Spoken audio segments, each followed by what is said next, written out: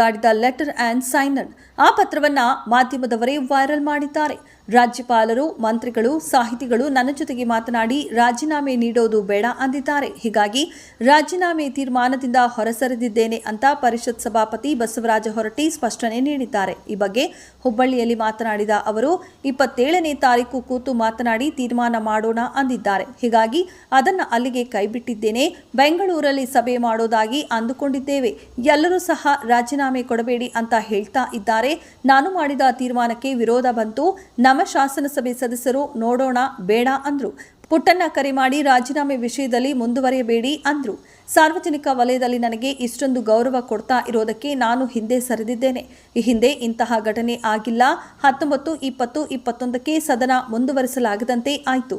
Budget ಮೇಲೆ CM ಉತ್ತರ ಕೊಟ್ಟ ನಂತರ ಹನಿ ಟ್ರ್ಯಾಪ್ ಉತ್ತರ ಕೊಡಿಸ್ತೇನೆ ಅಂದಿದ್ದೆ.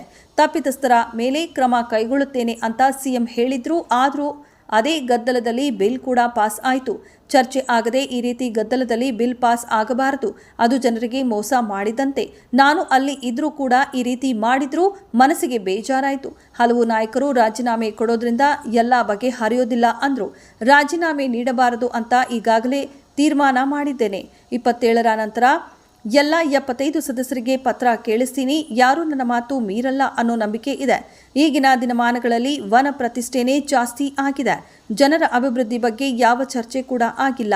ಹನಿ ಟ್ರ್ಯಾಪ್ ಬಗ್ಗೆ ಮುಖ್ಯಮಂತ್ರಿ ಕ್ರಮ ಕೈಗೊಳ್ಳುತ್ತೇವೆ ಅಂದರೆ ಮುಗಿದೋಯ್ತು. ಮುಂದಿನ ಅಧಿವೇಶನಕ್ಕೆ ಸದನ ಉತ್ತಮಗೊಳಿಸುವ ಕೆಲಸ ಮಾಡ್ತೇವೆ. ಈ ಘಟನೆ ಆಗಿದ್ದು ಒಳ್ಳೆಯದಾಯಿತು. ಸುಧಾರಣೆಗೆ ಒಂದು ದಾರಿ ಆಗಿದಂತಾಗಿದೆ. ನಾನು ಸ್ವಲ್ಪ ಭಾವುಕನಾಗೋದು ಸಹಜವಾಗಿ, ಕಣ್ಣಲ್ಲಿ ನೀರು ಬರುತ್ತೆ. ವ್ಯವಸ್ಥೆ ಸರಿಪಡಿಸಲು ಏನಾದರೂ ಮಾಡಬೇಕು. ಜನರ ನಂಬಿಕೆ ಉಳಿಸಿಕೊಳ್ಳುವ ಕೆಲಸ ಮಾಡುತ್ತೇನೆ ಎಂದರು.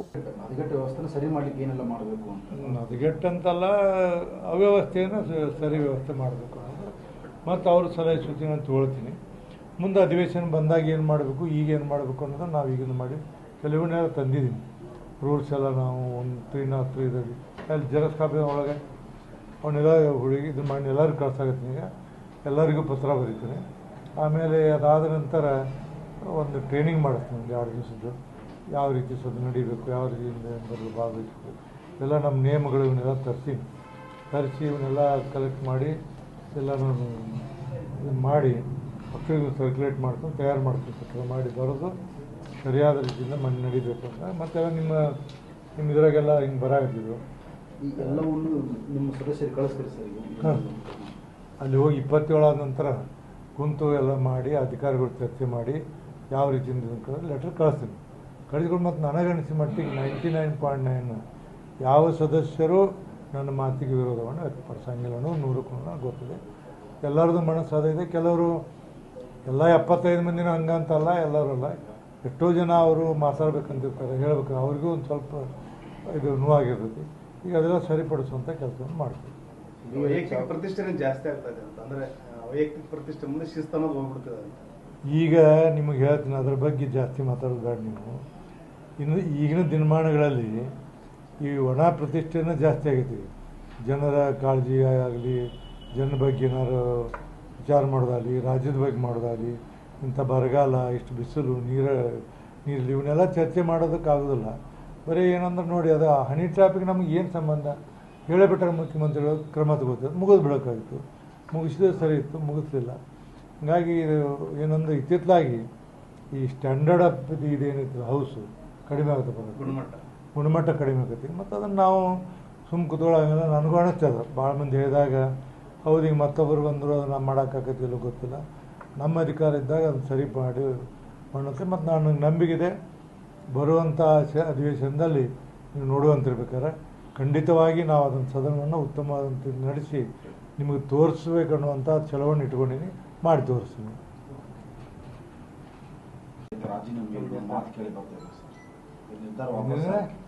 ರಾಜೀನಾಮೆ ಕೊಡ್ಲಿಕ್ಕೆಲ್ಲ ಪ್ಲಾನ್ ಮಾಡ್ಕೊಂಡಿದ್ರಿ, ಲೆಟರ್ಸ್ ಹಿಂದೆ ಸರಿದ್ರಿ. ಸಾಮಾಜಿಕ ಜಾಲತಾಣದಲ್ಲಿ ಓಡಿದ ಲೆಟ್ರು ಅನ್ಸೈನ್ ಲೆಟ್ರ್. ಅದು ಯಾರೋ ಒಬ್ಬರು ಅದನ್ನು ಲೆಟ್ರ್ ನನಗೇನು ಬರೆದಿದ್ನಿ ಅಂತ ಹೇಳ್ಕೊಂಡು ಕಳಿಸಿದ್ರು ನಮ್ಮ PA. ಅದನ್ನು ಯಾರೋ ನಿಮ್ಮವರೊಬ್ಬರು ಅದನ್ನು ವೈರಲ್ ಮಾಡಿದರು. ಬಟ್ ಲೆಟ್ರ್ ನಾನು ಸೈನ್ ಮಾಡಿದ್ದು ನನ್ನ ಕಬ್ಬಣದ ಅವತ್ತಿದ್ದು ಯಾರು ಪ್ರಾಣೇಶ್ ಅವರು ಇರಲಿಲ್ಲ. ಹಾಗಾಗಿ ಹಂಗೆ ಉಳಿತು. ಮತ್ತು ರಾಜ್ಯಪಾಲಾದಿಯಾಗಿ ಎಲ್ಲರೂ ಭಾಳ ಮಂದಿ ಮಂತ್ರಿಗಳು, ಭಾಳ ಮಂದಿ ಸಾಹಿತಿಗಳು, ಅವರು ಇವರೆಲ್ಲ ಈಗ ಇದೇ ಒಬ್ಬರು ಮಾತಾಡಕತ್ತಿದ್ರು, ಮಾಡಿದರು. ಮಾತಾಡಿದ ನಂತರ 27ನೇ ತಾರೀಕು ಕೂಡೋಣ ಅಂತ ಎಲ್ಲರಿಗೂ ಹೇಳಿ 27ನೇ ತಾರೀಕು ಕುಂತ್ಕೊಂಡು ಭಾಳ ಮಂದಿ ಒತ್ತಾಯದಿಂದ ನೀವು ಸುಮಾರು 165 ಮಂದಿ ಮಾತಾಡೋರು ಕೂಡ ಒಮ್ಮೆಗೆ ದುಡುಕ್ಬೇಡ್ರಿ ಮತ್ತು ನಿಮ್ಮಂಥವ್ರು ಇರ್ತಾರಂಗೆ ಅಂದರು. 27ನೇ ತಾರೀಕು ಮಾತಾಡಿ ತೀರ್ಮಾನ ಮಾಡೋಣ ಅಂತ ಹೇಳಿ ಅದರ ಪ್ರಕಾರ ಈಗ ಸದ್ಯ ಅದನ್ನು ಅಲ್ಲಿಗೆ ಸ್ಥಗಿತ ಮಾಡಿ. ಎಲ್ಲಿ ಕೊಡಾಕತ್ತೀರಿ ಸರ್? 27 ಬೆಂಗಳೂರು.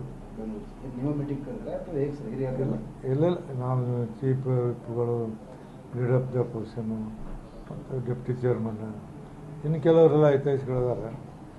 ಅವರೆಲ್ಲ ಕೂಡ ಒಟ್ಟಾರೆ ಏನಂದ್ರೆ ಅದನ್ನು ಮೀಟಿಂಗ್ ಮಾಡೋದು ಎಲ್ಲರ ಒಪಿನಿಯನ್ ಒಂದಾಯ್ತದೆ. ಏನಂದ್ರೆ ನೀವು ಮುಂದುವರಿಬೇಡ್ರಿ, ರಾಜೀನಾಮೆ ಕೊಡಬೇಡ್ರಿ ಅನ್ನೋವಂಥದ್ದು ಎಲ್ಲರದು ಮಾತು, ಎಲ್ಲ ಪಕ್ಷಾತೀತವಾಗಿ ಆಯಿತು ಅಂತ ಹೇಳಿದ್ರು. ಅದಕ್ಕೆ ಫಾರ್ಮಲ್ ಆಗಿ ಮಾತಾಡಬೇಕು. ಈ ವ್ಯವಸ್ಥೆ ಸರಿ ಮಾಡಲಿಕ್ಕೆ ನೀವು ಅದೇ ಕುರ್ಚಿ ಮೇಲೆ ಕೊಂಡಿರಬೇಕು ಅನ್ನೋದು ಬಹಳಷ್ಟು ಮಂದಿ ಬೇಡಿಕೆ ಇದೆ. ಆ ಬೇಡಿಕೆಗೆ ಈಗ ನಾನು ಸ್ಪಂದಿಸಿದ್ದೀನಿ.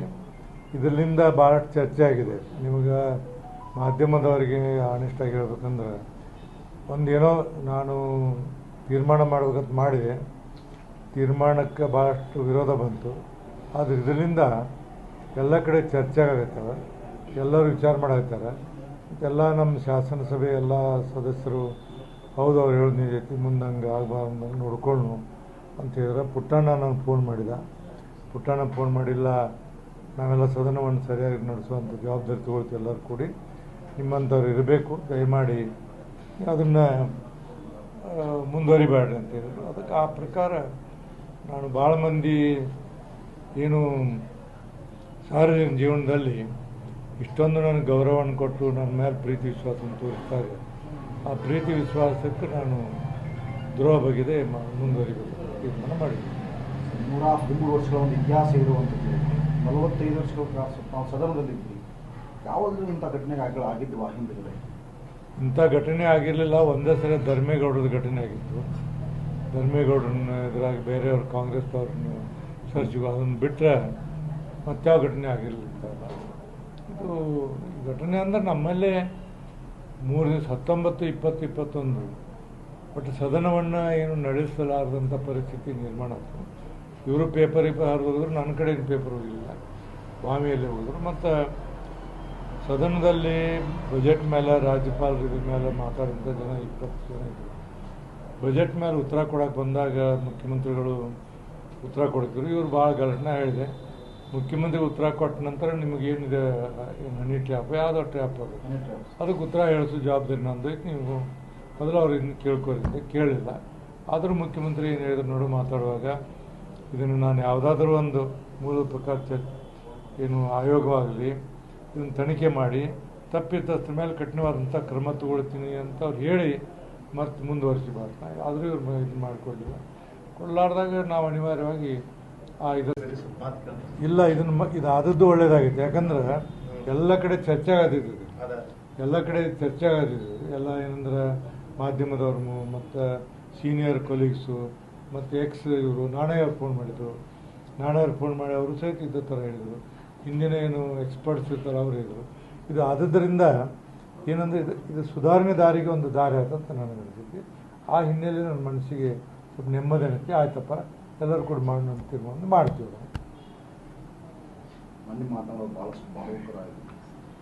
ಅದು ಆವತ್ತಿನ ಪರಿಸ್ಥಿತಿ ಹಂಗಿತ್ತು, ಇವತ್ತಿನ ಪರಿಸ್ಥಿತಿ ಹಿಂಗೈತಿ. ಪರಿಸ್ಥಿತಿಗೆ ಅನುಗುಣವಾಗಿ ನಾನು ಮನುಷ್ಯ, ಬದಲಾವಣೆ ಆಗ್ತವೆ, ಎಮೋಷನ್ ಹಾಕಿವು. ಸ್ವಲ್ಪ ನಾನು ಎಮೋಷನ್ ಆಗೋದು ಜಾಸ್ತಿ.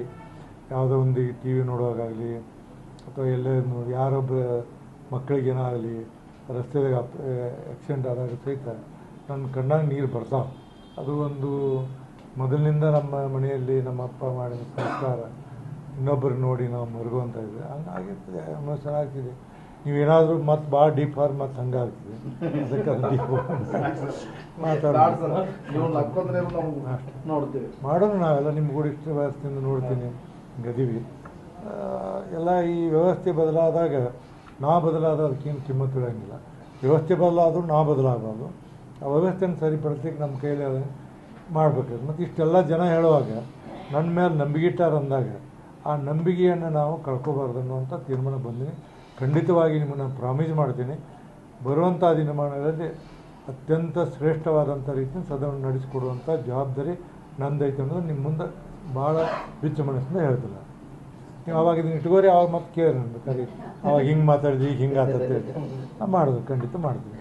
ಮತ್ತು ನಿಮ್ಮ ಸಹಕಾರ ಎಲ್ಲ ರೀತಿಯಿಂದ ಇದೆ ನನಗೆ, ನಿಮಗೂ ನಾನು ಅನೇಕ ಧನ್ಯವಾದಗಳನ್ನು ಅರ್ಪಿಸ್ತೀನಿ. ಎಲ್ಲ ರೀತಿಯಿಂದ ಮಾಧ್ಯಮ ಸ್ನೇಹಿತ ಸಹಕಾರವನ್ನು ಕೊಟ್ಟಿರಿ, ಇದೇ ರೀತಿ ಸಹಕಾರವನ್ನು ಮಾಡಿ ಮತ್ತು ನಮ್ಮ ಅಂಕಡೊಂಕನ ಸರಿಪಡಿಸಲಿಕ್ಕೆ 4ನೇ ಮಾಧ್ಯಮ ನೀವೇನದಿರಲ್ಲ, 4ನೇದವ್ರು ನೀವು ಭಾಳಷ್ಟು ಎಲ್ಲ ನ್ಯಾಯಾಂಗ ಕಾರ್ಯಾಂಗ ಇವಾಗೆಲ್ಲಕ್ಕೂ ಕೊನೆಯ ಅಂಗ 4ನೇ ಅಂಗ ಐತಲ್ಲ, ಇಲ್ಲಿ ಮಾಡಿದಂಥ ತಪ್ಪುಗಳನ್ನು ತಿದ್ದುವಂಥ ಕೆಲಸವನ್ನು ಮಾಡ್ತೀವಿ. ನೋಡಿ ಮೊನ್ನೆ ಯಾವುದೋ ಜಡ್ಜಿ ಮನೆಯಾಗ ಇಷ್ಟು ದುಡ್ಡು ಸಿಕ್ತಂದಾಗ ಮಾಧ್ಯಮ ಇರ್ಲಿಕ್ಕಾರೆ ಏನಾಕಿತ್ತು, ಮಾಧ್ಯಮ ಹೇಳಿದ್ರೆ ಏನಾಕಿತ್ತು, ಅದು ಹಿಂಗಾಗ್ತಿದೆ. ಅದಕ್ಕೆ ನೀವು ಮಾಡುತ್ತಿರುವಂಥ ಕೆಲಸ ಸಹ ಶ್ಲಾಘನೀಯ.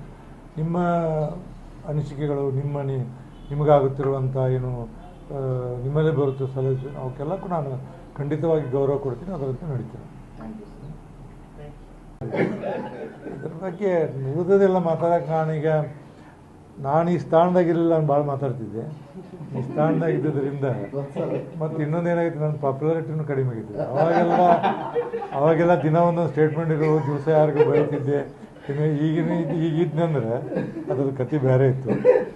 ಸಂವಿಧಾನ ಸ್ಥಾನದಾಗ ಕೂತಾಗ ಅದು ಏನು ಮಾಡೋಕ್ಕಾಗಲ್ಲ.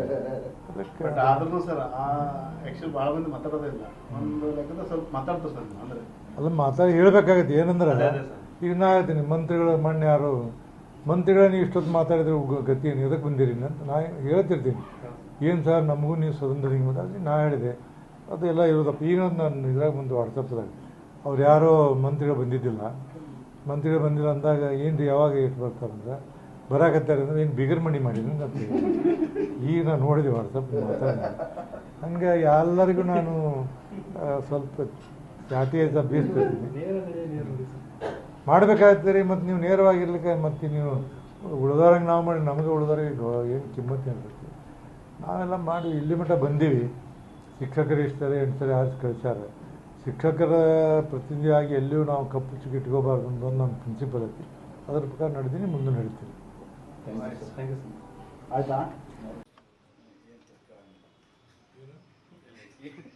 ಅಂದರೆ ಅವರು ಒಂದಿಷ್ಟು ವಿಜುವಲ್ಸ್ ತಗೊಳ್ತಾರಂತ, ಅದಕ್ಕೆ ಏನು ಮಾತಾಡ್ಸಕ್ಕೆ ಹೋಗೋದು ಅದು ಮಾತಾಡಿ ಹೋಗಿ ಏನು ಮಾತಾಡಿ ಏನು ನಮ್ಗೆ ಏನು ನನಗೆ ಹೇಳಿ ಹಂಗೆ ಇಲ್ಲ ಸರ್. ಅವರು ಫ್ರೇಮ್ ಲಾಂಗ್ ಫ್ರೇಮ್ ಇಟ್ಕೊಂಡಿರ್ತಾರಲ್ಲ, ಅವಾಗ ನೀವು ಬೈಟ್ ಮಾತಾಡ್ಸಿಬಿಟ್ರೆ ಮತ್ತೆ ಫ್ರೇಮ್ ಹೋಗ್ತು ಅಂತ ಅವ್ರ ಚಿಂತೆ.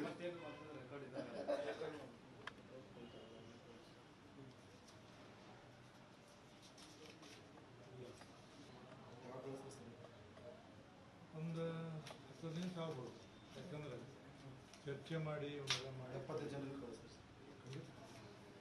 ಕಳಿಸಬೇಕು.